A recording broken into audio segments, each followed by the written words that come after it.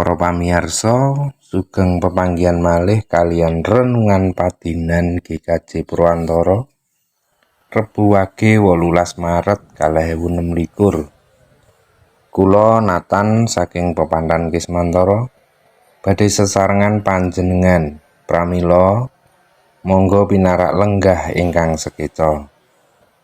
Lan monggo kita semak sabda pangandikanipun Gusti saking Yesaya 60 ayat 17 dumugi 21 kawaos ayat 17. Lembaga Alkitab Indonesia Basa Jawa tahun 1990 mekaten suraosipun.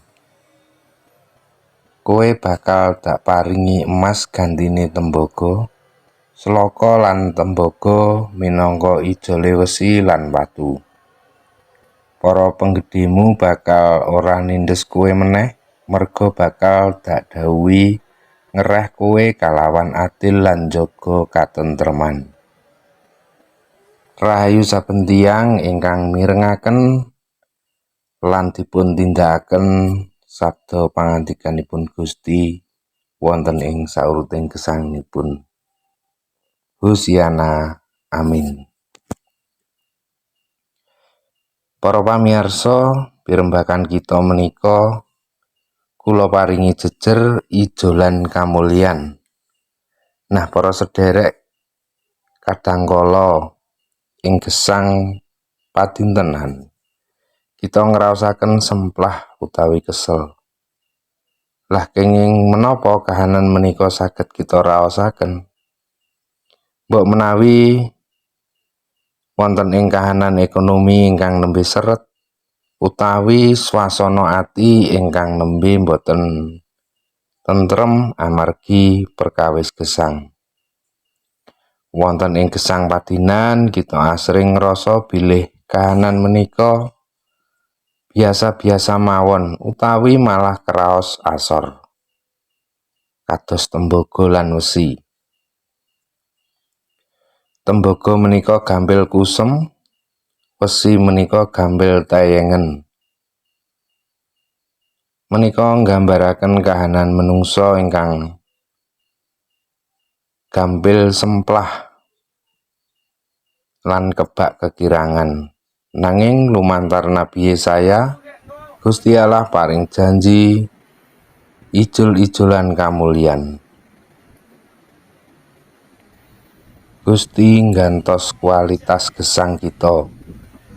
Gusti mboten nate nilar kita ing kahanan ingkang asor menawi kita setya tuhu. Gusti badhe nggantos tembaga dados emas. Gusti nggantos wesi dados selaka. Tegesipun Gusti nindakaken pemulihan ing gesang kita, gesang ingkang sampun dipun upgrade dados versi ingkang langkung sae. Perangan pungkasan ayat 17 nyebataken bilih tentrem rahayu lan keadilan bakal dados sing mrentah ing urip kita. Tegese menawi Gusti sampun makarya gesang kita tansah kebak ayem tentrem. Gusti mboten namung dandani ingkang risak, nanging ugi nggantos dados ingkang enggal lan ngedap-edapi. Monggo kita ndedonga. Matur nuwun Duh Gusti, awit kersa paduka badhe nggantos kahanan kawula dados langkung sae. Kepareng kawula nyuwun pepadang paduka supados kawula mboten kuwatir ngadepi dinten menika.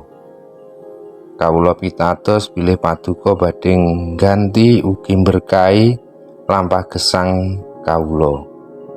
Kawula ngungsekaken badan lan nyawa kawula linambaran asma Gusti kawula Yesus Kristus. Amin.